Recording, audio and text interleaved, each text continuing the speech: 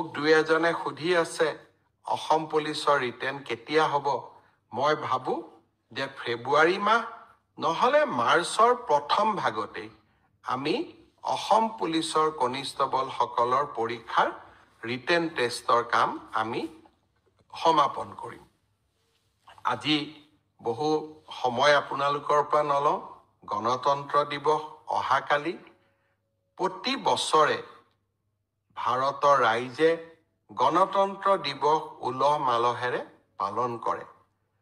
বাবা চাহেব ভীমৰাও আম্বেদকাৰে আমাক যিখন সংবিধান দি থৈ গৈছিল, ৩২ লাখ আই মাতৃক এই আঁচনিখনৰ বাবে আমি প্ৰাৰম্ভিকভাৱে নিৰ্বাচিত কৰিছোঁ আৰু জিলা সমিতিসমূহে এই আঁচনিখনৰ চূড়ান্ত ৰূপ দিব।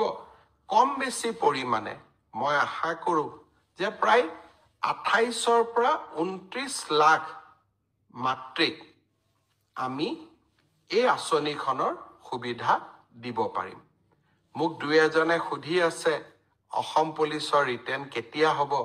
মই ভাবোঁ যে ফেব্ৰুৱাৰী মাহ নহ'লে মাৰ্চৰ প্ৰথম ভাগতেই আমি অসম পুলিচৰ কনিষ্টবলসকলৰ পৰীক্ষাৰ ৰিটেন টেষ্টৰ কাম আমি সমাপন কৰিম।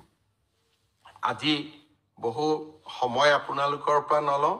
গণতন্ত্ৰ দিৱস অহাকালি।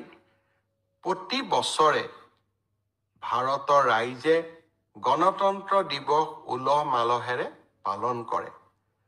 বাবা চাহেব ভীমৰাও আম্বেদকাৰে আমাক যিখন সংবিধান দি থৈ গৈছিল,